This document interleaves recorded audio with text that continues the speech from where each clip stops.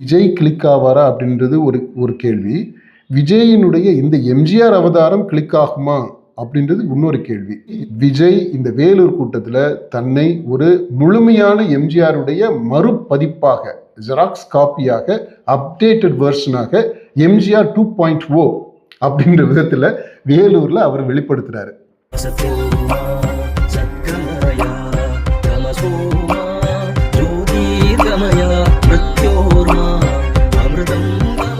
அரசியலுக்கு வர்றதுக்கு முன்னாடி அவங்களுக்கு இருந்த சொத்து எவ்வளோ, அரசியலுக்கு வந்த பின்னாடி அவங்களுக்கு இருக்கிற சொத்து எவ்வளோ, அதை வந்து வெளிப்படையாக வெளியிட முடியுமா அப்படின்னு கேள்வி கேட்டிருக்கிறாரு. சூப்பரான கேள்வி இது. விஜய் கேட்ட கேள்வியோட 100 விழுக்காடு நம்ம எல்லாருமே உடன்படணும் தான் நினைக்கிறேன். ஆனால் என்ன இந்த தேர்தல் முறையில் என்ன அப்படின்னா, அந்த வேட்பாளர்கள் தேர்தலுக்கு அந்த மனு செய்வாங்க இல்லையா, அப்படி மனு செய்யும்போது அவங்களுக்கு எவ்வளவு சொத்து இருக்கு, அவங்களுக்கு நெருங்கிய சொந்தங்களுக்கு எவ்வளவு சொத்து இருக்கு, என்ன விவரம் அப்படின்ட்டு அந்த டீட்டெயில்ஸ் எல்லாத்தையுமே சேர்த்து தான் சப்மிட் பண்ணணும். சொத்து விவரம் மட்டும் இல்லை, கேஸு அவங்க மேலே எத்தனை கேஸ் இருக்குது, என்ன விவரம், அந்த எல்லா டீட்டெயில்ஸையுமே அந்த ஃபார்மில் ஃபில்லப் பண்ணி தான் கொடுக்கணும், சப்மிட் பண்ணணும். அப்போ அந்த சப்மிட் பண்ணுற அந்த டீட்டெயில்ஸு பொது வெளியில் வைக்கப்படுது. இது யார் வேணாலும் அதை ஆக்சஸ் பண்ணிக்க முடியும். இப்போ அப்படின்றதுனால இப்போ விஜய் சொன்ன இந்த கேட்ட கேள்விக்கு பதில் ஏற்கனவே இருக்கு, இந்த சிஸ்டத்திலேயே இருக்கு, தேர்தல் முறையிலேயே இருக்கு. அதுலேயும் தில்லுமுள்ளு பண்ண முடியும். இப்போ விஜயவே எடுத்துக்கிட்டோம்னா, அந்த ஏதோ ஒரு 15 கோடி கணக்கில் வராமல் இருந்தது, அதுக்கு 1.5 கோடி ஃபைன் கட்டணும் அப்படின்னு சொல்லிட்டு கோர்ட்டு சொன்னாங்க. அந்த கோர்ட்டு சொன்னது தப்பு, அது எதிர்த்து கேஸ் போடுறது, இது மாதிரி நடந்துக்கிட்டு இருக்கு. அதுக்கப்புறம் இந்த கார் இம்போர்ட் பண்ணதில் டேக்ஸ் கட்டுறது, அந்த மாதிரி எல்லாம் பிரச்சனைகள்லாம் இருந்துச்சு. இப்போ இது எல்லாமே விதின் த சிஸ்டம் இருக்கு, அதுக்கான ப்ரொவிஷன் இருக்கு அப்படின்னு சொல்லிட்டு தான் இவங்க வந்து அப்பீலுக்கே போய்கிட்டு இருக்கிறாங்க இல்லையா. ஸோ அந்த மாதிரி தான் இதுலையுமே சிஸ்டம், விதின் த சிஸ்டம் இந்த ப்ரொவிஷன் இருக்கு, சொத்தை எல்லாம் வெளிப்படுத்தணும் அப்படின்றது இருக்கு. அதுல முன்ன பின்ன பண்றதுக்கான சாத்தியங்களும் இந்த சிஸ்டத்துக்குள்ளேயே இருக்கு. இந்த கணக்கு கேட்கறதுன்றது விஜயினுடைய சொந்தமான ஐடியா இல்லை, அதற்கு முன்மாதிரி இருக்கு. இந்த 1977 ரிட்டர்ன்ஸ்ன்றார் பார்த்தீங்களா, அந்த 77ல் இதற்கான ரகசியம் இருக்கு. எம்ஜிஆர் இந்த மாதிரி திமுகவில் இருக்கக்கூடிய எல்லாரும் அவங்களுடைய சொத்தை வெளிப்படுத்த முடியுமா, எவ்வளவு சொத்து இருக்குது அப்படின்னு வெளிப்படுத்த முடியுமா, கணக்கு காட்ட முடியுமா அவங்களுடைய சொத்துக்கு அப்படின்னு சொல்லிட்டு கேட்குறாரு. அவர் அப்போ கட்சியினுடைய பொருளாளராக இருந்தார், திமுகவினுடைய பொருளாளராக இருந்து கொண்டு இந்த மாதிரி கணக்கு கேட்குறார். சொத்து எவ்வளவு இருக்குன்றதை வெளிப்படுத்தணும் அப்படின்னு அவர் சொல்றாரு. அதனுடைய கான்சிக்வன்ஸ் அவர் கட்சியை விட்டு அனுப்பப்பட்டார் அப்படின்னு எல்லாம் சொல்றாங்க. ஓகே, இதைத்தான் இப்போ இவர் வந்து இங்கே எடுத்துக்கிட்டாரு. அதாவது விஜய் தன்னை ஒரு முழுமையான எம்ஜிஆராக இந்த வேலூர் கூட்டத்தில் சித்தரிக்க பார்க்குறாருப்பா. ஒன் பாயிண்டாக அதை பற்றி பேசிடுவோம். எப்படி விஜய் இந்த வேலூர் கூட்டத்தில் தன்னை ஒரு முழுமையான எம்ஜிஆருடைய மறுபதிப்பாக, ஜெராக்ஸ் காப்பியாக, அப்டேட்டட் வெர்ஷனாக எம்ஜிஆர் 2.0 அப்படின்ற விதத்தில் வேலூரில் அவர் வெளிப்படுத்துகிறாரு. ஒன்று, நீங்கள் இப்போ கடைசியாக கேட்ட கணக்கு கேட்குறதுன்றதும் எம்ஜிஆருடைய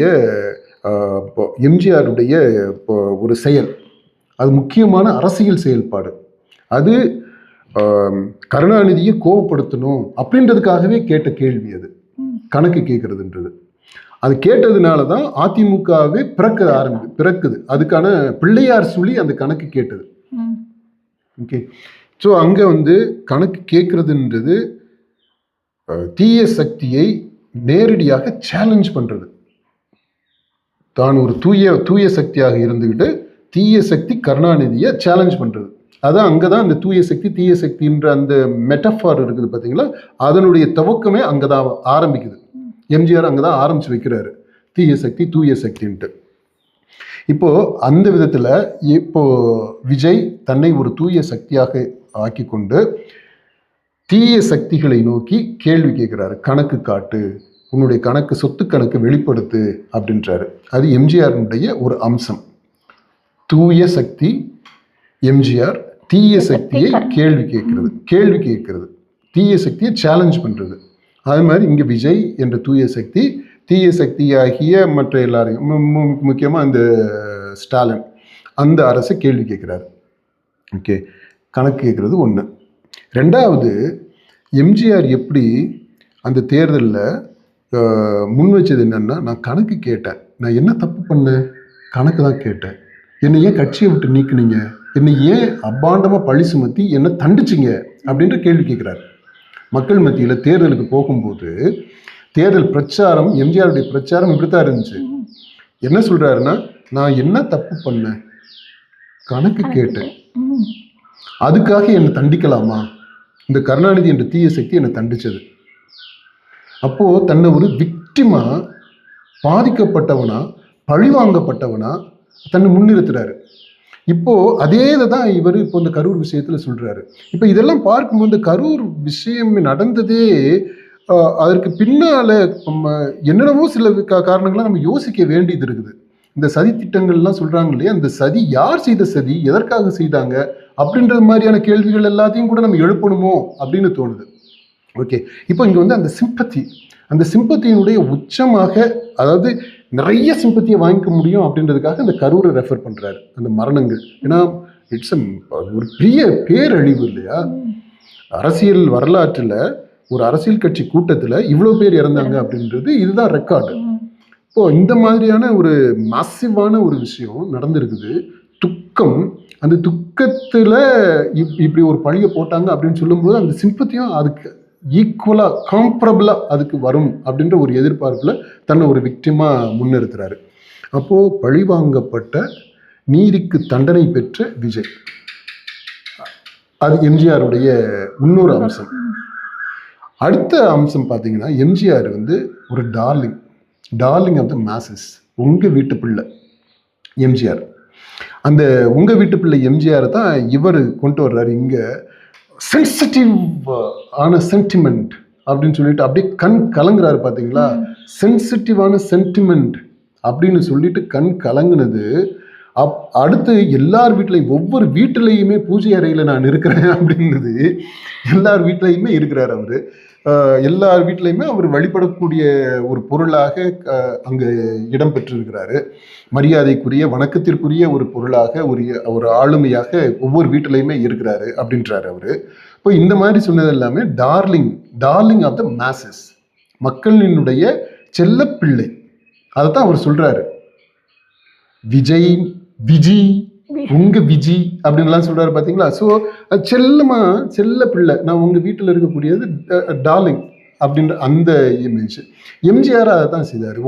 உங்க வீட்டு பிள்ளை எம்ஜிஆர், எங்க வீட்டு பிள்ளை, நம்ம வீட்டு பிள்ளை எம்ஜிஆர் அப்படின்ட்டு எல்லாருமே எம்ஜிஆரை அவங்க வீட்டில் ஒருத்தராக கொண்டாடினாங்க. இப்போ அதே மாதிரி ஒரு இமேஜ். அடுத்து எம்ஜிஆருடைய இன்னொரு பக்கம். இப்போ 3 பக்கம் எம்ஜிஆரை பற்றி சொல்லியிருக்கிறோம். ஒன்று கணக்கு கேட்ட எம்ஜிஆர், நீதி கேட்க எம்ஜிஆர், இந்த சாட்டையை கையில் எடுத்த எம்ஜிஆர். அதான் நீதி கேட்கறது. சாட்டையை கையில் எடுத்து சாட்டையை சுழற்றி கேட்குற அந்த பாட்டு கூட வரும்.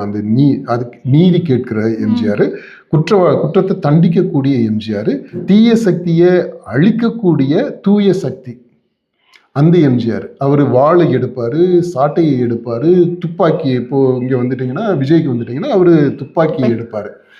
இப்போ அதுதான் அந்த எம்ஜிஆர்.